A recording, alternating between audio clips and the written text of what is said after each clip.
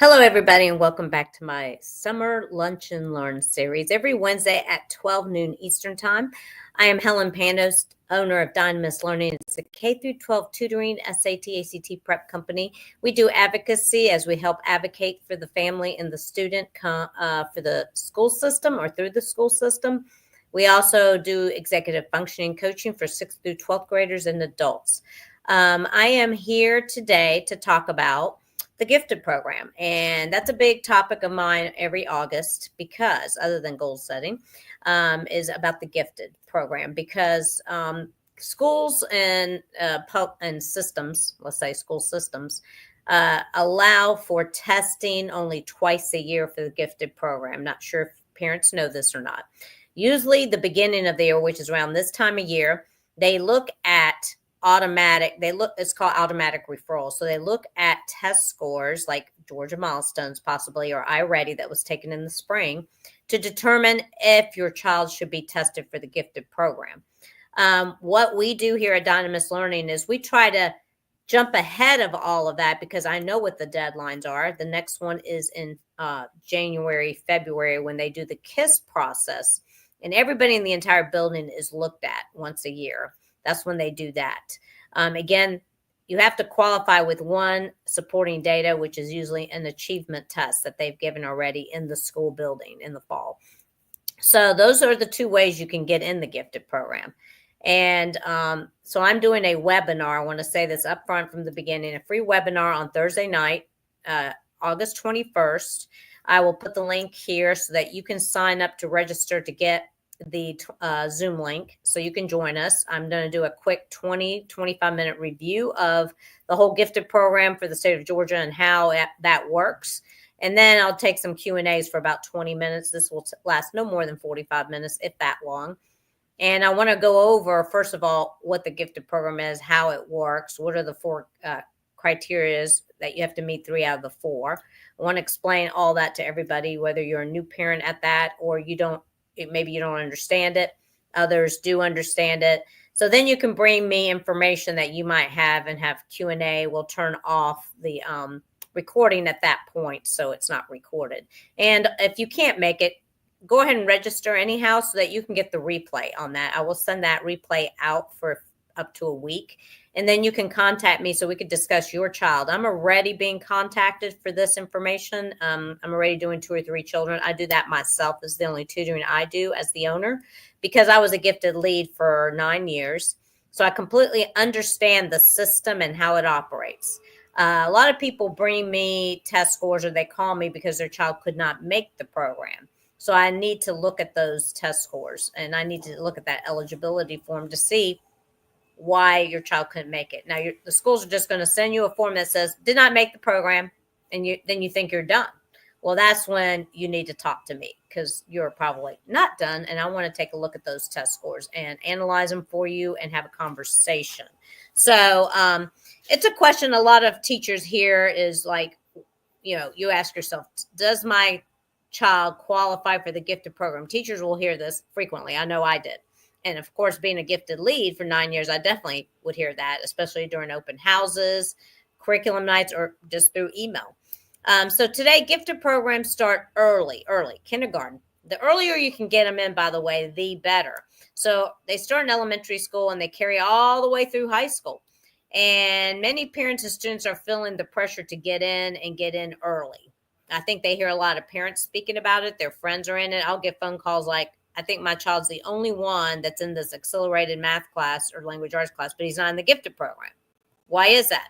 So that's when I need to step in and take a look at what you've got. So contrary to what some believe, there is not one size fits all approach for getting into these programs. There's a lot of angles, and I wouldn't expect a parent to even understand this. If I wasn't a gifted lead, as a gifted teacher, I wouldn't understand it.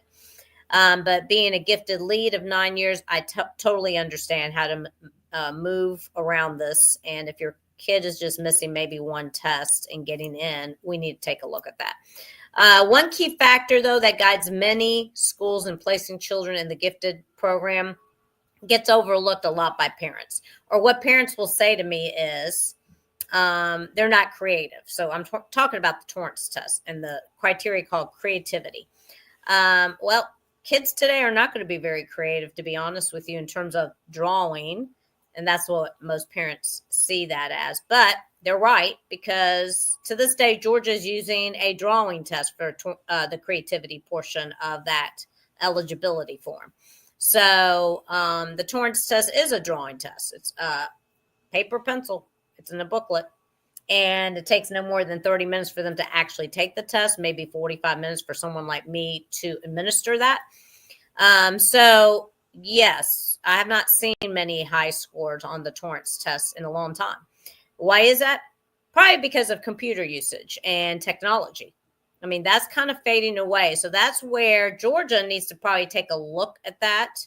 And they are using some other things if your child doesn't make it through the Torrance test. But that is not the only criteria. I just want to bring that up because I think I get enough calls saying, oh, this is the only reason he didn't get in. But that's really not so, because there are others. And the main one I'm actually staring at these days is the one called motivation. There seems to be a little bit of an issue with that category. So I tell that to parents when they give me a call after I've looked at some test scores that you present me with. So let's just talk about creativity for just a minute, because you do still have to take a Torrance test as a child if you're going to be eligible for the gifted program. Whether they pass it or not is a different story. But creativity is not just, oh, can they draw? It's actually about thinking outside the box. And I mean, even all the way down to kindergarten. Yes, I said kindergarten. So creativity is a familiar word for parents and teachers. We all know it is important. As an entrepreneur, I have to always create. Whether I'm actually creating, no, I'm not going to actually do the creating necessarily. I can create programs, webinars, PowerPoints, but creativity can be all aspects, by the way. We all appreciate it when we see it. Musicians, they're very creative. They write their own songs. Taylor Swift, let's take her, for instance. She's very creative. I was watching her interview the other day, and I thought, my goodness, she really is an outside-the-box thinker. I look at her that way, not as really a musician that I have to listen to her songs. I'm looking at her as an entrepreneur. And they were just mentioning the other day how amazing her mind is in business and marketing, and the way she markets and the Easter eggs that she uses. So if you don't follow her, it doesn't matter. It's interesting to watch what she's doing to gain a lot of attention. And a lot of these big companies like Google and Apple and all these other people are jumping on that bandwagon, right? So what does creativity look like? It's an innate ability that some children have. The short answer is maybe, maybe not. Exactly. Creativity is something that develops and with proper facilitation, and it can grow with age. I wouldn't expect necessarily a kindergartner and a first grader to be very creative, but that's something where parents can work toward getting them a little more creative. And that's really about critical thinking too, because I have a whole blog about creativity and critical thinking, how those two go together. So how can we foster creativity in children? The first step is to look at your child and find out what their interests are. Fostering creative thinking is much like any other skill that you teach your child. The first and most challenging part is finding out what piques your child's interest. If your child has little to no curiosity about computers, putting them in a coding club is going to feel more like torture than fun to them, right? Everybody's not a STEM kid. So you got to look at your child. Every child is unique, and therefore every child's creative niche is unique. If you're trying to inspire creativity in your child, pay attention to the activities they like to do for fun. If your child's an avid reader, consider the books that they read. This could be your guide in finding that creative outlet. And is your child into fiction? Consider helping them to write their own fantastical story. If you have a tutor that's working with them, have them do outside the box type of writing. I had a young man, he's in 4th grade now, I believe, gifted, very much black and white thinker, but a very interesting creativity in his mind as well. He can really think outside the box, but in a totally different way. Because he could put music with words and pictures together already. It's quite interesting to see. So for tips on how to write stories with kids, you can check out the tips from Imagine Forest. That's a really good website. So helping your young reader to become a young author has a multitude of advantages. Kids who love to write are more likely to take on writing assignments in school with enthusiasm. You'll notice that your teachers will tell you that they're doing that. They can flex, because a lot of people don't do that, actually. They can flex their muscles on short answers, essays, and later papers. And if they're young and they're doing that, terrific. That's something parents you should be paying attention to. That's a huge skill. The skill that can also help them on written portions of tests, actually, when they go to do the SAT, ACT, or hey, I had to do writing for my teacher test as well. So finally, writing can help kids to think creatively. Yes, you might have not thought that, but that is so true. If your child loves to read and needs a boost in expressing their ideas, then consider at-home writing activities, clubs, or even a writing tutor so that they can advance them even more. You want your child to really just push them forward. They don't need to stay in their comfort zone, because this becomes even more important as they get into middle school, into high school, and then acceptance into college. This is what we all want and need. So what if your young learner is more drawn to screen time than books or writing? Well, today there are plenty of ways to encourage creative thinking using technology. That's for sure. With AI here, that's a definite plus. People are looking at AI as possibly, oh my goodness, my child may cheat using AI, but actually just the opposite happens. I've watched a child, again, this fourth grader I'm talking about, because he can think outside the box. When I presented him, I've been tutoring him in writing for quite a while. He doesn't like to write. He knows how to do it. That's not the problem. The content is not the problem. It's more finding that interest in him. And so he's definitely a different thinker. And so when he stalled on writing an essay one time, I pulled out AI and I said, let's ask ChatGPT how you should start this paper. Let's put the prompt in. And you would think he might steal one of those ideas, but no, that's not what he did at all. It encouraged him, and I guess he saw it as competition, to go ahead and start writing the start of this essay. And it was amazing. And it was totally different from what AI came up with. So I want to bring that up because if your child loves computers and video games, well, consider coding. Coding is a great way to encourage creative thinking. There are coding camps out there. Problem solving, goal setting, it does all of that. Just the fact that they're doing coding. For a list of age-appropriate coding resources, look at Code Wizards. That's a good website. If your child is great with technology, or if you often find them asking for more screen time, coding activities can be a great way for you to both get what you want. They're not on the screen necessarily, but at least if they are, they're learning something else and it's teaching them creativity and critical thinking. They'll get the screen time that they crave while learning new creative ideas. Yes, we can be strategic as adults, that's for sure. You get what you want, and he gets what he wants, or she. Writing and coding are both great ways to foster creative thinking. But what if you have an active child? Oh, if your child is always on the move, you probably have doubts about them engaging in any activity that requires them to sit still for long periods of time. Well, this does not mean that there aren't creative resources for children like this too. On the contrary, there are multiple ways to help your child think creatively and help them get their energy out at the same time. I kind of do this with my puppy, my dog. Golden Doodles, they're very active and energetic. You know, they say get these games and things like that to have them stimulate their mind so that it wears them down a little bit as well. It works. So if your busybody kid loves music and the spotlight, consider dance or music classes, right? Dancing and music are great for kids who prefer to learn by moving. So that active child, if they don't like sports, maybe they like music or dancing. I always loved dancing and music.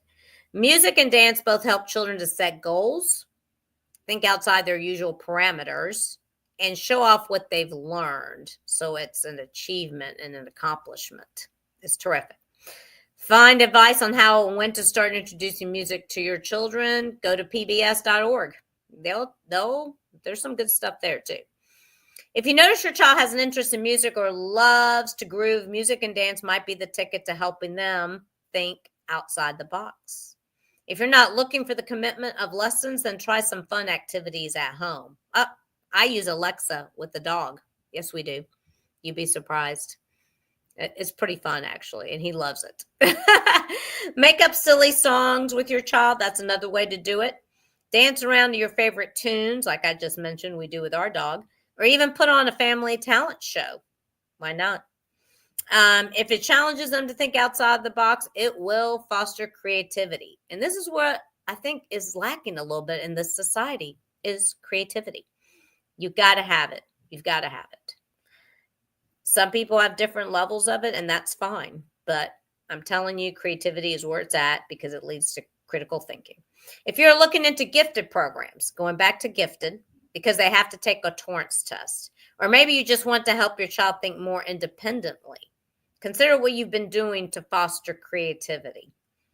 Creative thinking is an important skill that can help students become more well-rounded. Chances are your child's interests will help guide you in finding out what lights that creative spark in them.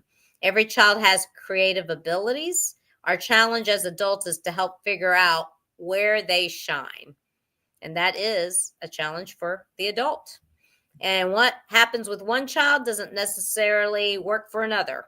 So I want to definitely keep that in mind because I think back in the day, our parents might have raised us, it all looks this way. For this child, it must be like this and this and this for the other children in the family. Not so. And we all know that now.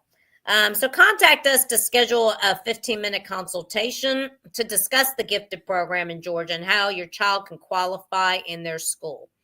I have over 15 years of gifted experience teaching children in public school classroom. 9 years of that is also as a gifted lead. So I completely understand the gifted program and how to get in and how to be strategic in figuring out how to get them in. We actually do tutor on these tests for the COGAT, which is the mental abilities test. I have questions for various tests out there from Georgia Milestones to iReady to COGAT to Torrance test to, I'm trying to think, Iowa's are still out there a little bit, STAR's out there a little bit. So we can definitely start from now helping your child advance. We're doing that for a first grader right now. Actually, she's now in second. We've been working with her since first grade and reading, elevated her iReady scores already. Now my reading tutor and I were talking the other day, and we are going to advance her. We're going to see what she can do and try to advance her because the goal is to get her in the gifted program. I know that's what her mother wants. So, teach your child about creativity. It's very important. We all know it's important. We appreciate it when we see it, but what exactly does it look like? It comes in all kinds of shapes and forms. You may immediately think drawing, but that's only one small part of it. So fostering that creativity is going to help them also get possibly into a gifted program. It's just one criteria. It's not it.